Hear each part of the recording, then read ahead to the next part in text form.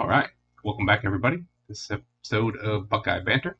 Um, we are getting to the Browns recap.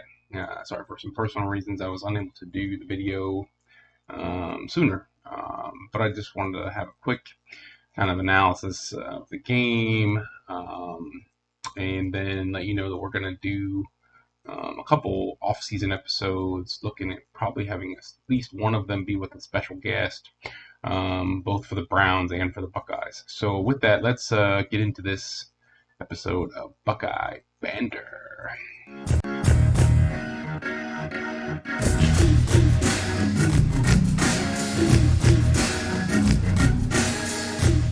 Welcome to Buckeye Banter, Sports in the OH.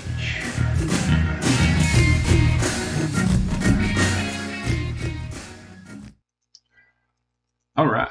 So I guess, start off by saying absolutely disappointing. I know the big, halftime or before halftime drive, and the call there that was just really just devastating for us as Browns fans. It sucked.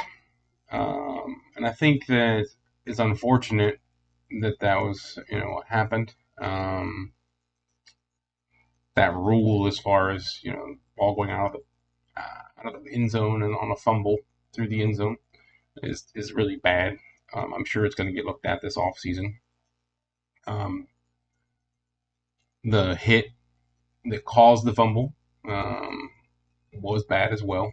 I'm not a big fan of a lot of these targeting rules. I think the NFL version of it is better than the pro version. I mean, the college version of it, because I hate to see guys getting thrown out of college games like we've seen for a hit that just, it's going to happen sometimes. A guy moves and then you hit him with your helmet and his helmet or something.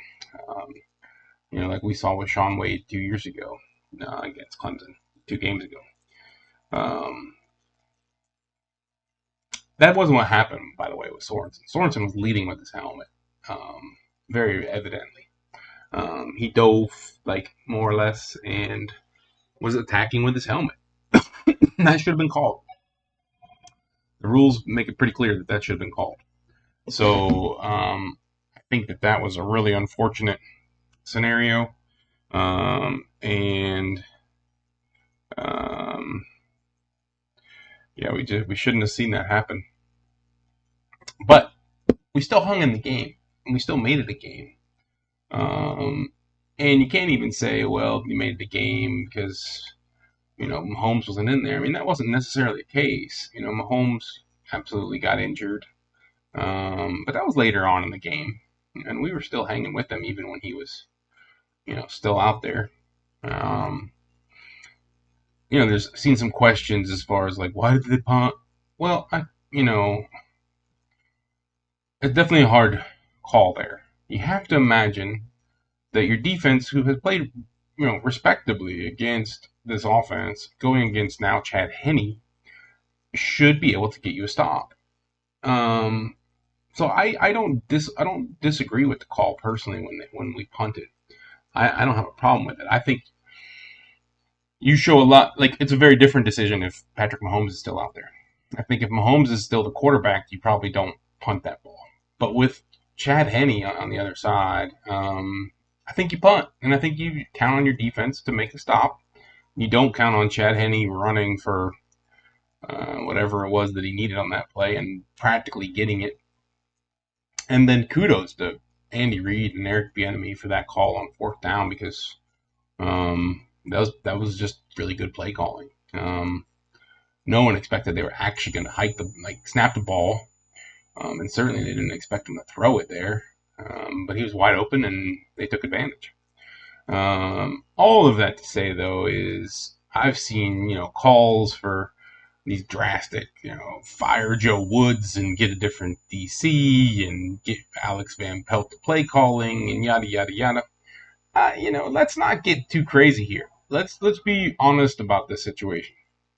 The Browns going into the season, if anyone would have told you that they would get to play the Chiefs in the division round at Arrowhead and hang with them, you'd have been elated.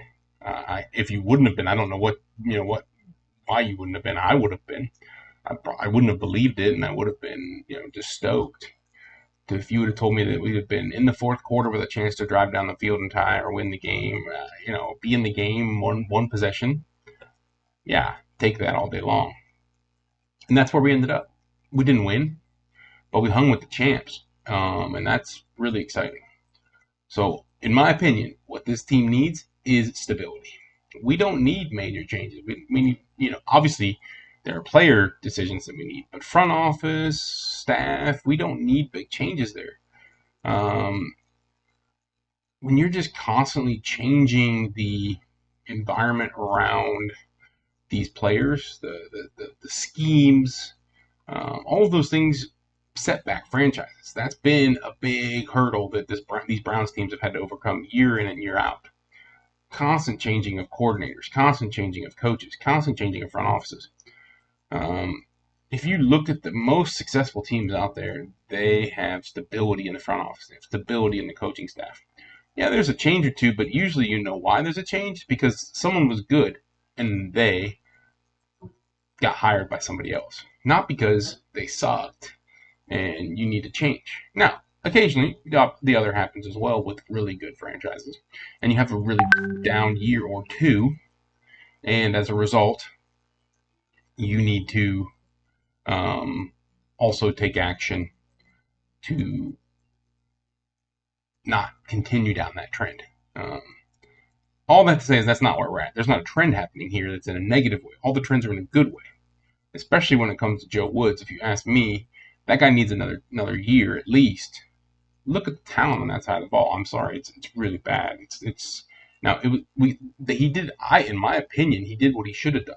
He made Sendejo and Kevin Johnson and Carl Joseph and MJ Stewart, guys that most people didn't think much of, pretty decent players, and we hung. That's his wheelhouse. Joe Woods is a defensive back coordinator first, and then he became a defense coordinator. That's his wheelhouse, and he did good things with our group. So if you ask me, the talent that he had and the results show positive, not negative. And to me, you need to get him more talent on that side of the ball before you judge him or think about replacing him for sure. Was our defense the weaker of the areas on our team? Certainly, but that wasn't because of coaching, in my opinion. That was because of talent. So yeah, we'll get into all of the breakdowns for what we think this offseason needs to hold in a future episode. But I think let's just hold off on trying to get these movements behind some of these guys getting fired and yada yada yada. Let's enjoy the success. We're gonna get soon into what's this draft look like, what's the free agents class looks like, who's gonna be who's leaving, who should come back, who should we sign, contract decisions, and all of that. We'll get into all of that hopefully soon. I'm planning to announce soon, hopefully, a special episode, maybe a special guest or two who will join me and talk these things. So I hope you enjoy this season of Browns coverage. It was a heck of a ride. Looking forward to seeing what this group and this front office can do going forward. We'll get into also the Buckeyes off-season moves. A lot's happened. I'm not going to break into that now because I do want to just save that for an off-season episode.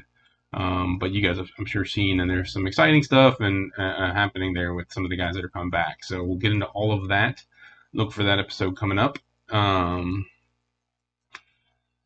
Still, a lot to happen in the free agent major league world. So we'll see what goes on there with the Indians coming up soon, and the Cavs are going to get to go tonight against the Nets. So that'll be exciting as we get all of our new guys incorporated, and hopefully we get Sexland back active as well. So this could be an interesting matchup as the two new guys get to go face their old Brooklyn teammates, and we hopefully get our young guards back. And obviously this Porter situation is a mess. Expecting that he'll probably get released soon is what it seems like is going to happen. Unlikely anybody trades for that guy with what's happened. So again, like, subscribe, share. Appreciate all of that. It's, I think, nope, for there. And yeah, thanks for listening, and I hope you guys have a great week. Um, About to inaugurate a new president right now, so we can be praying for our country and for our new president. All right, have a good one.